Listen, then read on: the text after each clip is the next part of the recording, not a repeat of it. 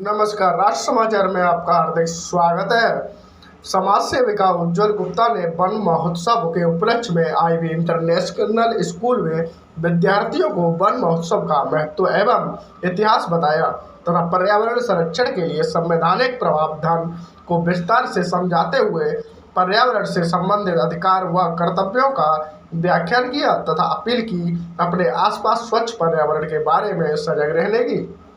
बहुत इंटरेस्ट में यहाँ पर होता है, बहुत ज्यादा मतलब जो सिचुएशन है they are very adverse and they could die at any moment, कुछ इस तरीके का आपको लगता है, ठीक है? तो नॉट दैट कि रेगुलर हो जाना पड़ेगा, आप भी मूव कर सकते हैं कोर्ट में, ठीक है? दैट इज कॉल्ड पीआईएल में हो पीआईएल में लेटर दे सकते हैं सुप्रीम कोर्ट के जज को। इस तरीके से सिचुएशन हो रही है और पीआईएल में एक नाम फेमस है एमसी मेहता जी का, बहुत फेमस है। वो आपके एनवायरमेंटल बुक्स में होंगे ना, सोशियोलॉजी की सोशल साइंस की बुक में होंगे, क्योंकि उन्होंने बहुत ज्यादा पीआईएल फाइल किया है।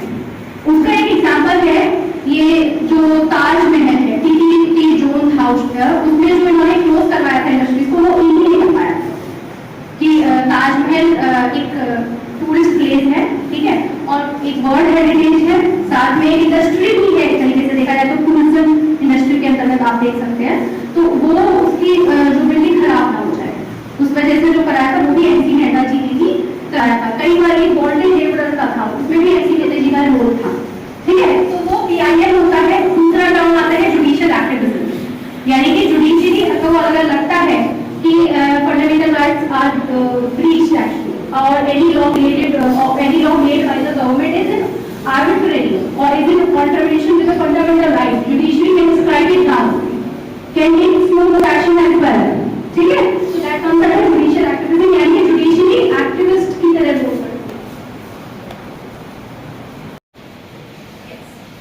So festival of trees we have already talked about. This is from 1st to 7th of July. Today is the last day. और history also we have already talked about. Passionate towards the plant as well, ठीक है? तो ये जो हमारे Bishnoi community थी, you can say कि India में बहुत significant, और you can say this is the first community कि जिसने proper movement के तौर पे वाइल्ड लाइफ और एनवायरनमेंट को प्रोटेक्ट किया। देखिए, ये जो वन महोत्सव है ये 1 से 7 जुलाई तक प्रत्येक वर्ष मनाया जाता है, जिसका प्राइमरी जो मोटिव होता है, उद्देश्य होता है, वो प्रकृति की संरक्षण करना है, पर्यावरण को संरक्षण करने के लिए जागरूक करना, बड़े स्तर पे प्लांटेशन ड्राइव करना, ताकि हमारे जो पर्यावरण में प्रदूषण हो गया है उसको कम किया जा सके, प्रकृति की तरफ अपने उत्तरदायित्व को समझा जा सके और प्रकृति को संरक्षित किया जा सके के लिए मनाया जाता है। तो इस सप्ताह में जो वन महोत्सव का सप्ताह था, इसमें मैंने जगह जगह विद्यालय जाकर विद्यार्थियों को जागरूक किया कि किस तरीके से पर्यावरण को संरक्षण करना चाहिए, किस तरीके से पौधारोपण करना ही सिर्फ काफ़ी नहीं है, उसके साथ संरक्षण भी करना है। जिस तरीके से एक बच्चे को पैदा करके नहीं छोड़ा जाता है, उसके खाना भी दिया जाता है, वही पौधे को किस तरीके से पानी भी देना है, और उसके बाद अपने पर्यावरण को संरक्षण करने के लिए जो जो दायित्व और अपने अधिकार हैं उनको किस तरीके से पालन कर सकते हैं, और उससे रिलेटेड जितने कानून हैं पर्यावरण से रिलेटेड, उन सब के बारे में उनको बताया। तो बस मैं तो इतना ही कहूँगी कि जिस तरीके से पृथ्वी के हम सभी पुत्र हैं, तो हमारा ये दायित्व बनता है उनके प्रति आदर भाव को रखना। इसके लिए मैंने उनको एक एग्जाम्पल दिया विश्नोई जनजाति का। 1730 में अमृता देवी ने जिस तरीके से बलिदान दिया था, और सिर्फ अमृता देवी ने, उनके 3 बच्चों ने भी उसी में बलिदान दिया था, ताकि सिर्फ पेड़ों को काटा ना जा सके। उसके साथ साथ जो लगभग 300 लोगों ने बलिदान दिया था, किस तरीके से वहाँ पे एक प्रोटेक्टेड एरिया बनाया गया और पेड़ों को काटने के लिए मना कर दिया गया था। बाद में चिपकू आंदोलन आया 1973 में, और भी बहुत आंदोलन आए हमारे पेड़ों की जान को बचाने के लिए, पेड़ों के प्रकृति आदर भाव रखने के लिए। देखिए, भारतीय संस्कृति में ऑलरेडी प्रकृति को बहुत बड़ा स्थान दिया गया है। पेड़ों को काटना बिल्कुल वर्जित है भारतीय संस्कृति में। जिस तरीके से वेदों में लिखा है, उपनिषद में लिखा है, बहुत बड़ा पाप समझा जाता है इसको, और लेकिन लोग उसको अक्सर भूल चुके हैं, और उनको जागरूक रहना चाहिए। इन सब एग्जाम्पल्स को देखते हुए उन्हें प्रेरणा लेनी चाहिए कि पौधारोपण के साथ साथ पानी देना ना भूलें, और पेड़ों को अनावश्यक तरीके से ना काटें। कोशिश यही की जाए कि उनको संरक्षित किया जाए।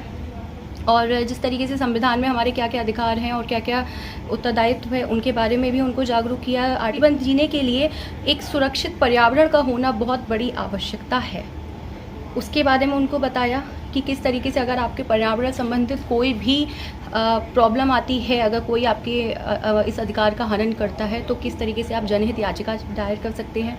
आर्टिकल 32 में सुप्रीम कोर्ट में जा सकते हैं, आर्टिकल 226 पे हाई कोर्ट में जा सकते हैं। साथ में जो उत्तरदायित्व दिए गए हैं, जो कि फंडामेंटल ड्यूटी है एनवायरनमेंट को प्रोटेक्ट करने की, वो सिर्फ एक ड्यूटी ही नहीं है, उसको ड्यूटी और कहते हैं ना, ड्यूटी और राइट्स बहुत कोरिलेट करते हैं। जहाँ आपका अधिकार है वहाँ आपका उत्तरदायित्व भी है, और उत्तरदायित्व को किस तरीके से कोर्ट ने लागू करवाया है कई केसेस में, और डायरेक्टिव प्रिंसिपल ऑफ स्टेट है जो एनवायरनमेंट को लेके, इन सब के बारे में जानकारी दी। आर्टिकल 272, 273 के बारे में बताया, जिसमें अधिकार दिया गया है एक कुछ कानून लाने के लिए संसद को।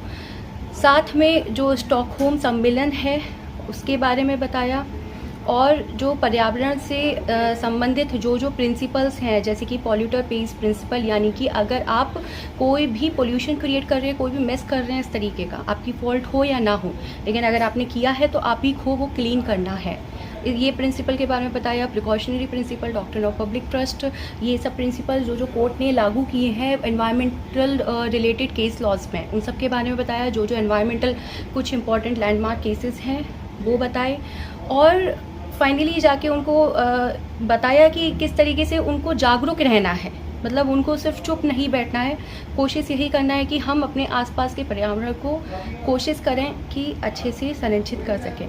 साथ में पर्यावरण संरक्षण के लिए ये भी आवश्यक है कि हम जहाँ जहाँ पे ज़रूरत हो 3 Rs को अपना सकते हैं, जो कि रिड्यूस और रीयूज़ और रिसाइकल है। जहाँ जहाँ अनावश्यक हो चीज़ों को ना किया जाए, जिस तरीके से अननेसेसरी पैकेजिंग वाले स्टाफ्स हैं उनको ना ख़रीदा जाए, या कुछ चीज़ों को हम रीयूज़ कर सकते हैं, रीयूज़ करें, रिसाइकल कर सकते हैं, रिसाइकल करवाएं, उसको ड्राई और वेट को एक साथ ना डालें। तो फाइनली जाके बस मेरा इतना ही कहना है कि जो हमारे चाहे पर्यावरण दिवस हो, चाहे वन महोत्सव हो, या कोई और प्लांटेशन ड्राइव हो, हमें चीज़ों को सिर्फ करने के लिए नहीं करना है, उसका एक भावनात्मक तरीका देखना है, उसके प्रति सजग रहना है, और इसके साथ अगर हम कोई भी कार्य करते हैं तो हमें सफलता उसी में मिलनी पक्की है। तो ये जो ग्लोबल वार्मिंग जैसे इफ़ेक्ट हुए हैं पर्यावरण को प्रदूषित करने की वजह से, ये सबको कम किया जा सकता है अगर हम प्रकृति की तरफ भावनात्मक रूप से जुड़े, सिर्फ कहने के लिए ना जुड़े।